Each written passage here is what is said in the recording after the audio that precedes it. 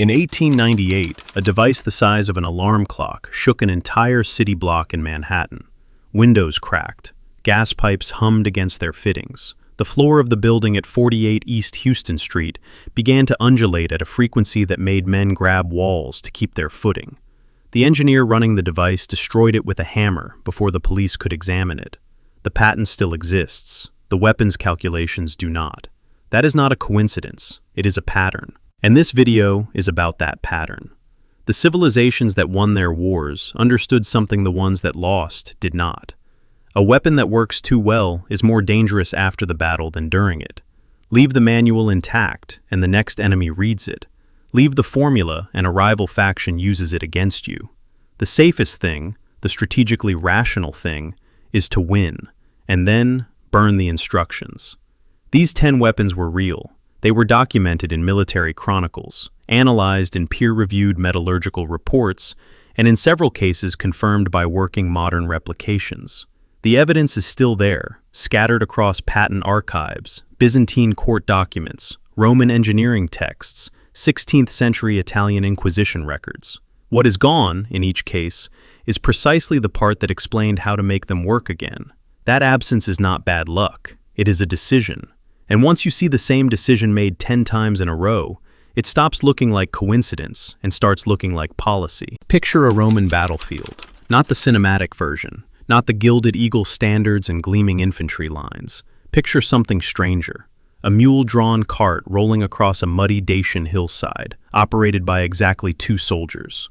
From that cart, a bolt the length of a short javelin launches with a crack of releasing sinew. The centurion on the opposite ridge is giving orders.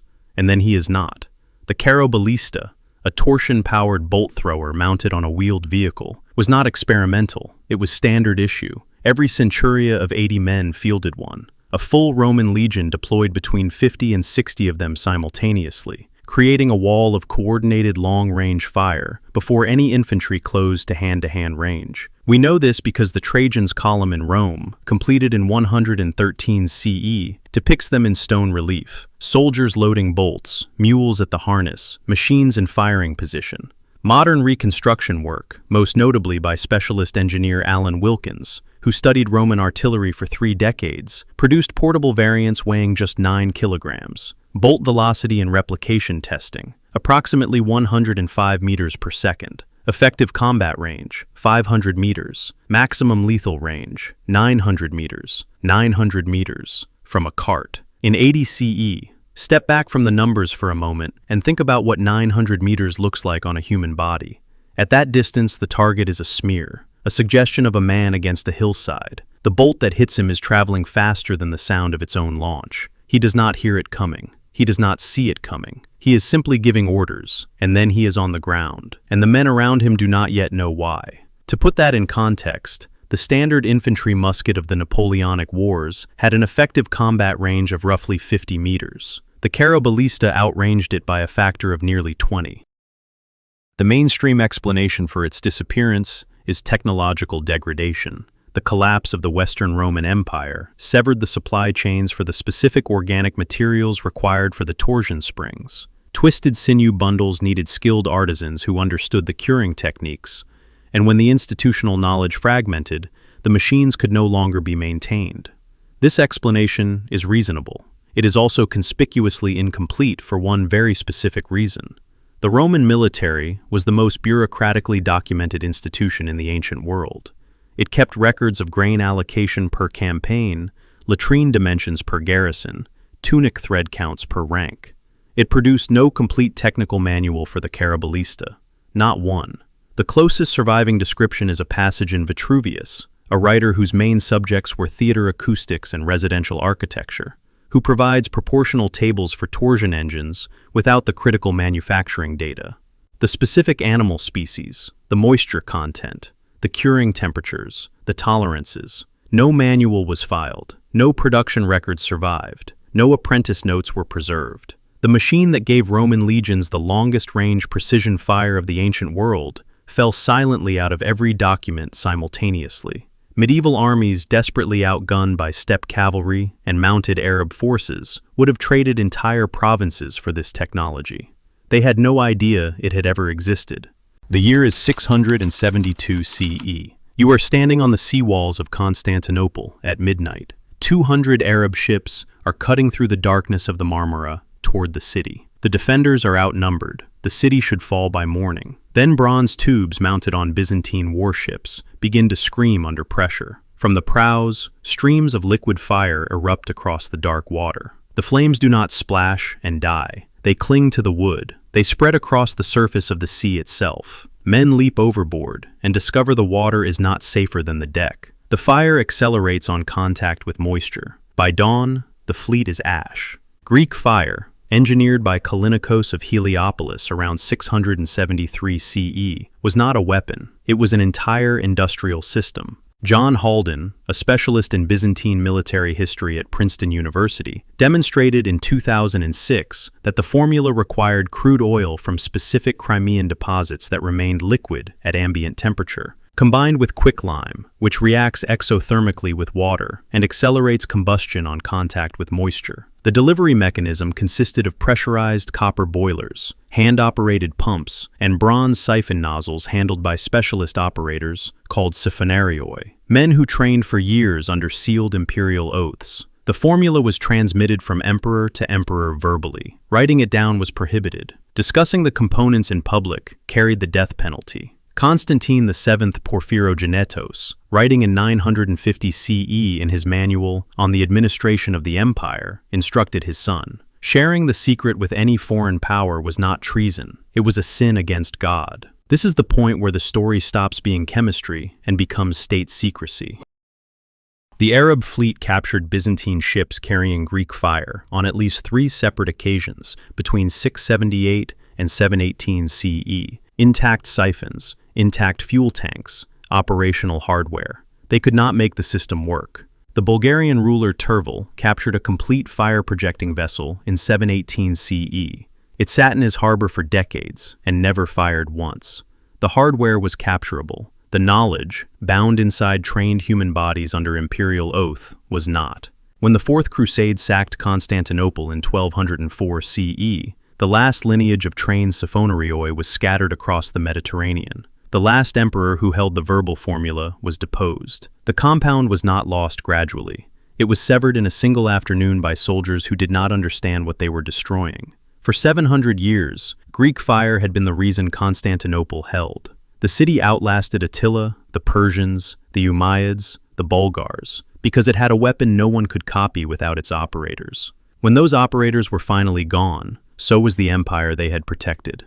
I have read every surviving Byzantine military manual, in translation, looking for a trace of the actual chemistry. What I found instead is a pattern that should bother anyone who thinks about how knowledge dies. The closer a text gets to describing the real composition, the more aggressively the language becomes vague. Phrases like the appropriate substances and the known materials appear precisely where specific compounds should be named. That is not the vagueness of ignorance. That is the vagueness of trained omission. Someone taught those scribes what not to write down. 1500 CE. A Florentine engineer is working through a private manuscript collection in Milan, cataloging ancient texts, Greek philosophy, Roman surveying records, fragments of Euclid, weeks of familiar material, and then he finds something that stops him. He copies it into his personal notebooks in mirror script, the shorthand he reserved for things he considered genuinely important, and writes above the drawing in Italian. Invented by Archimedes. Divine. Leonardo da Vinci had just found a working steam cannon from 212 BCE. The architronito was a copper barrel installed above a charcoal brazier. The barrel was heated to red heat. When the operator opened a valve, water injected into the superheated chamber expanded into steam approximately 1,700 times its original volume in a fraction of a second, expelling a projectile weighing 1 talent, 26 kilograms, with force comparable to early gunpowder ordnance. The 14th century Italian scholar Francesco Petrarca, referencing an ancient Syracusan fire machine unlike any catapult, described it as producing a sound resembling thunder. In 2013, a team working with the Museo Galileo in Florence built a full-scale replica based on Leonardo's manuscript drawings. The replica functioned. The projectile left the barrel. Rome took Syracuse in 212 BCE. The commander, Marcus Claudius Marcellus, ordered all of Archimedes' mechanical instruments removed and shipped to Rome. Plutarch documents this. Livy confirms it. The machines arrived in Rome. Marcellus reportedly grieved when told Archimedes had been killed during the sack, not from sentiment, but because he had wanted the engineer captured alive. After that, the Arca Trinito vanishes from every Roman record. Not a single military inventory mentions it. No Roman engineer describes maintaining it. No Roman text explains its operating principle. For 1700 years, it did not exist in any official account of the ancient world. And then Leonardo found it in a private library. Here is something I have thought about for a long time. Leonardo da Vinci designed some of the most sophisticated weapons of the 15th century for Ludovico Sforza of Milan. Armored vehicles, multi-barrel guns, giant crossbows. He had access to the finest metalworkers in Italy. He had the original specifications in his own handwriting, with his own annotations, confirming that he understood the thermodynamic principle. He never built the Arca Trinito. Not a prototype, not a test piece, nothing. The man who designed flying machines set this aside. We do not know why, but I have never heard of an inventor who sketched something he believed was impossible. They sketch things they know will work. The steam cannon will come back in this list. Because the Arca Trinito was not the only machine from the ancient world running on the same foundational idea, that heat and pressure could do what muscles could not. There was another man, working 40 years earlier, in the same intellectual tradition, who had figured out the same principle from a different angle. His work was erased in a different archive fire, by different hands, and for the same unstated reason. Fast. No scene. Just the facts, in sequence. Scythian archers of the 4th century BCE coated their arrowheads in a compound Greek sources called Scythicon. The ingredients: viper venom extracted from steppe adders, decomposed human blood collected from battlefield dead, the excrement of humans and cattle, fermented together in a sealed container buried underground for several months. Modern toxicological analysis identifies what that process would have produced. Clostridium tetani, the bacterium responsible for tetanus, alongside botulinum compounds from anaerobic decomposition and proteolytic enzymes from the viper venom.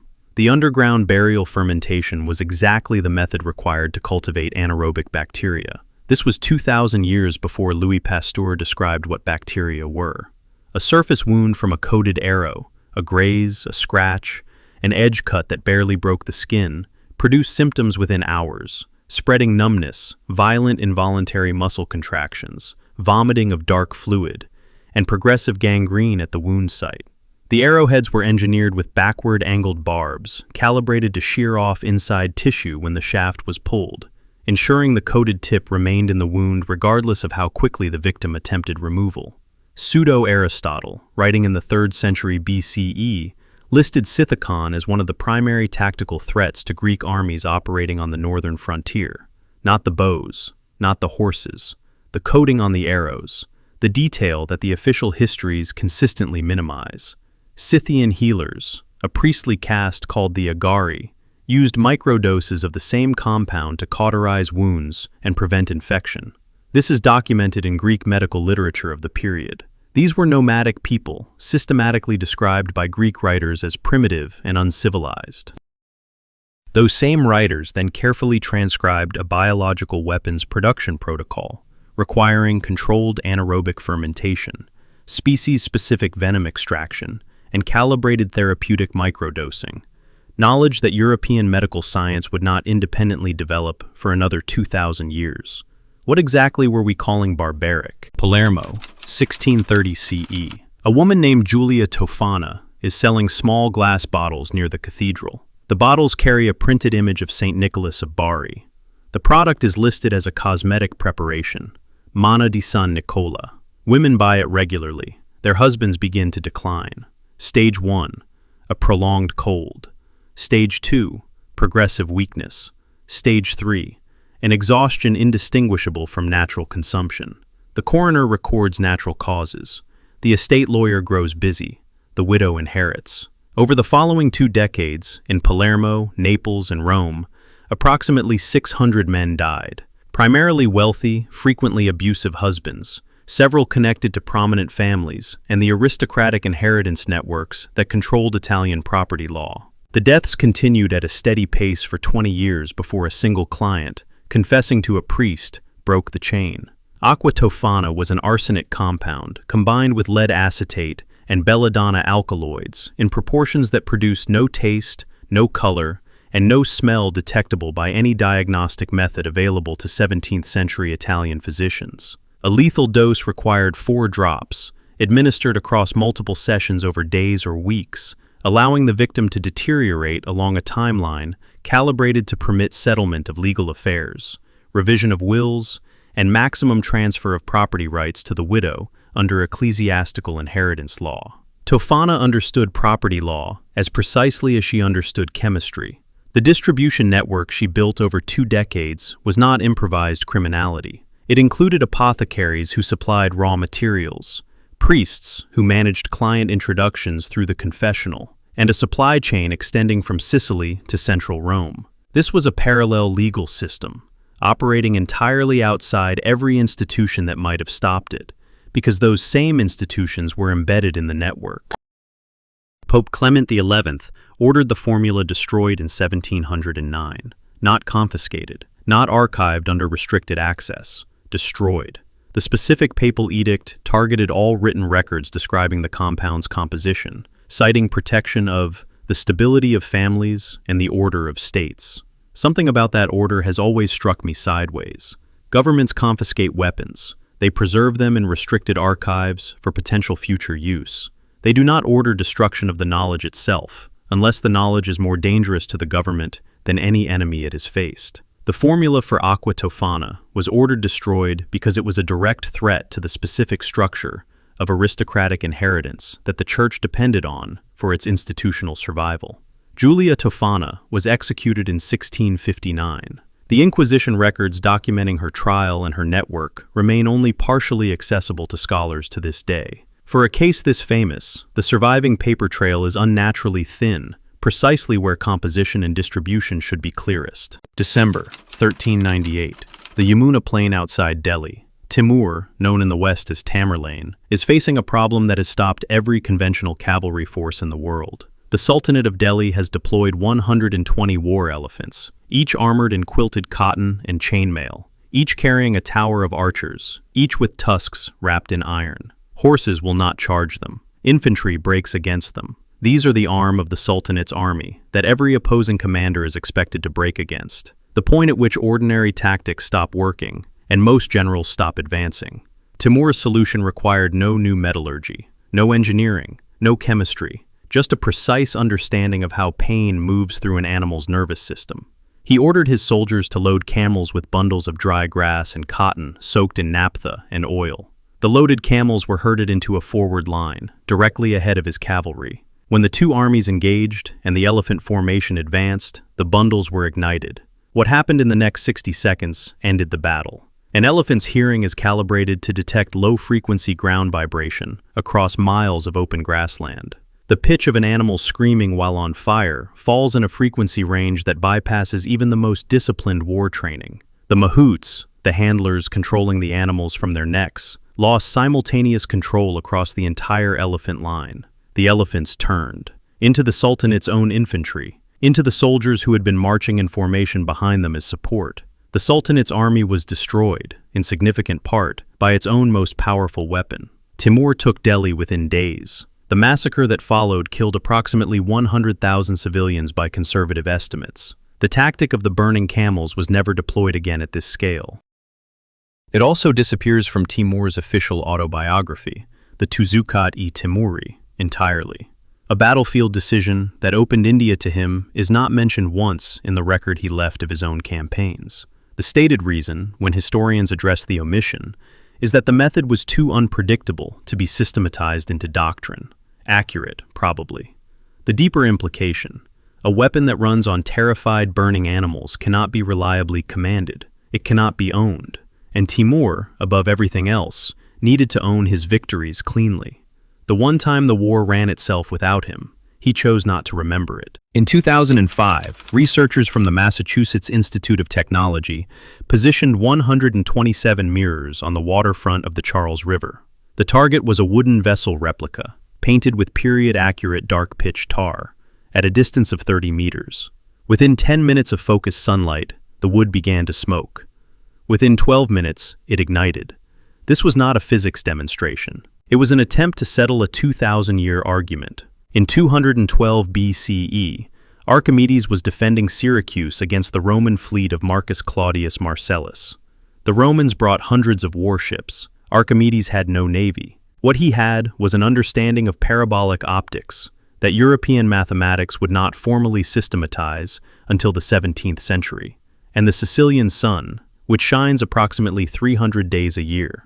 The 6th century historian Anthemios of Tralles described the weapon in geometric terms: polished bronze mirrors arranged in a parabolic configuration to focus solar radiation at a designated point. His account includes the mathematics. It was written 500 years after the battle. Polybius wrote approximately 20 years after Syracuse fell. He documented Archimedes' defensive machines with the precision of a military officer's report.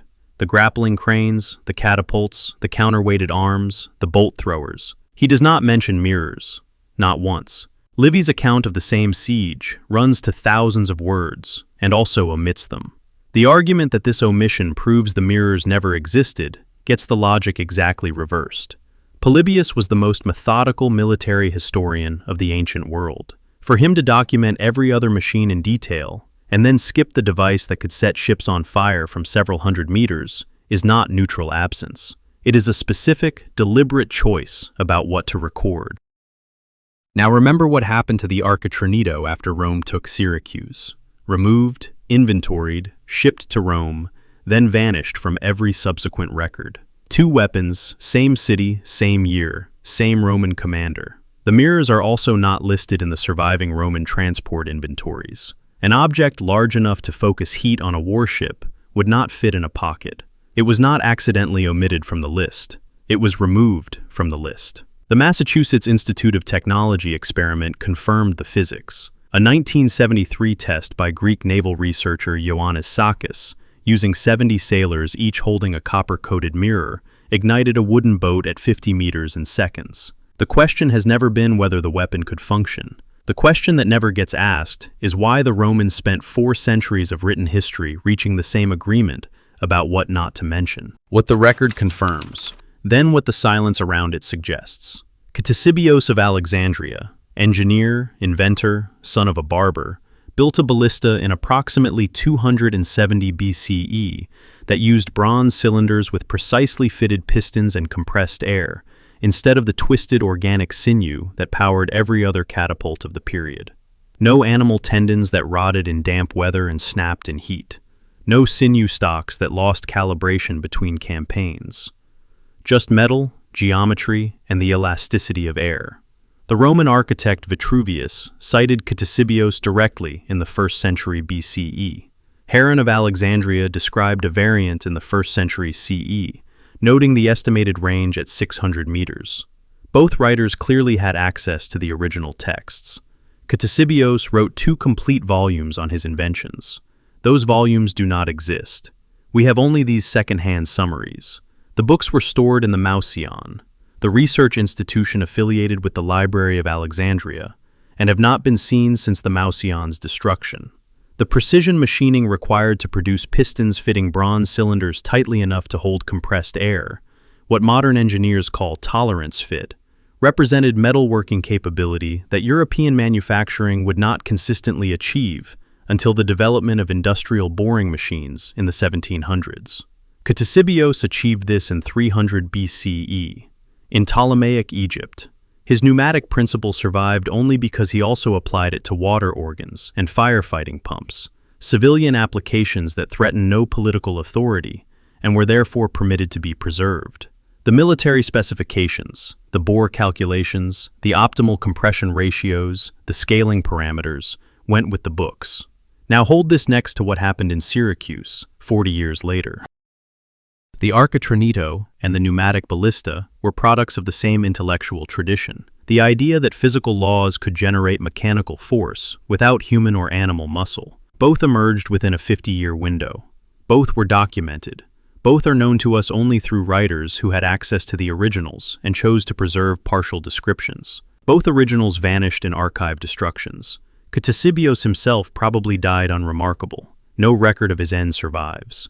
His name persists only because two engineers, centuries later, happened to mention him in texts about something else entirely.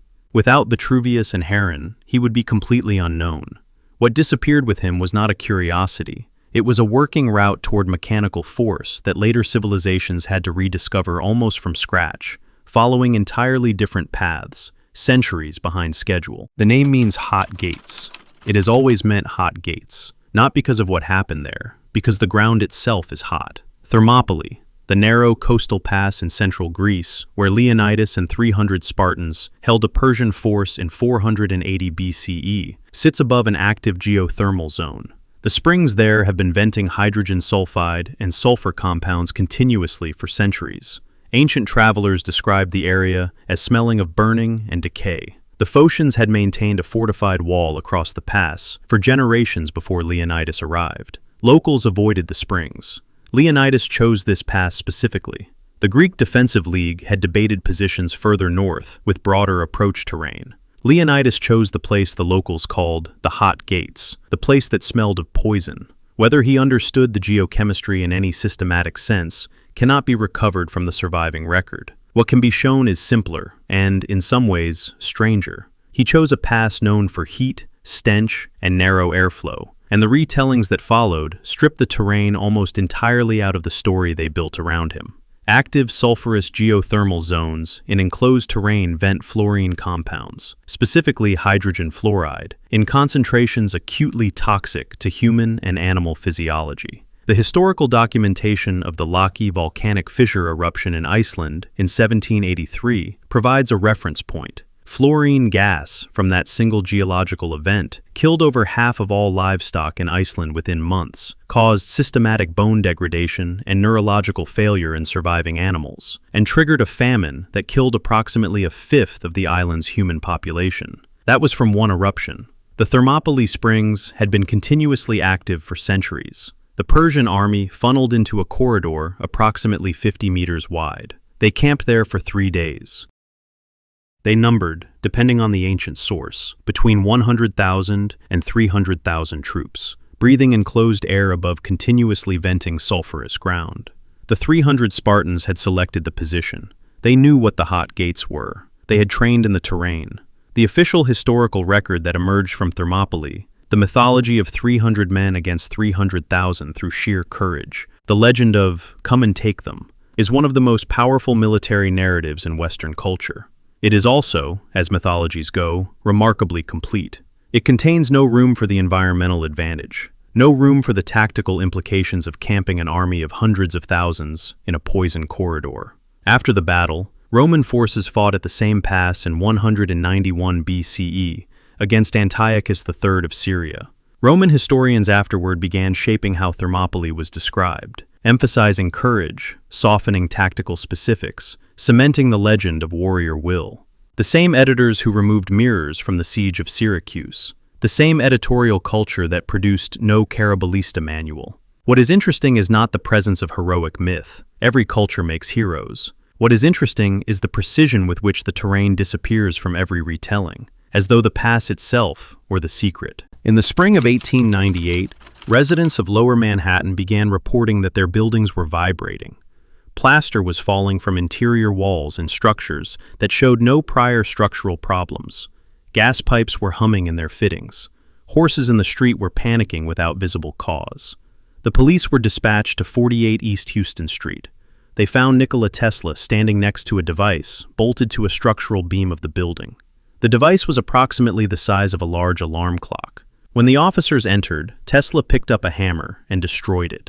The New York World's reporters spoke to Tesla directly afterward. He explained that he had been investigating mechanical resonance, the phenomenon by which every physical structure has a natural oscillation frequency, and that a sustained mechanical input at that frequency causes the structure to absorb energy rather than dissipate it, producing cumulative internal stress.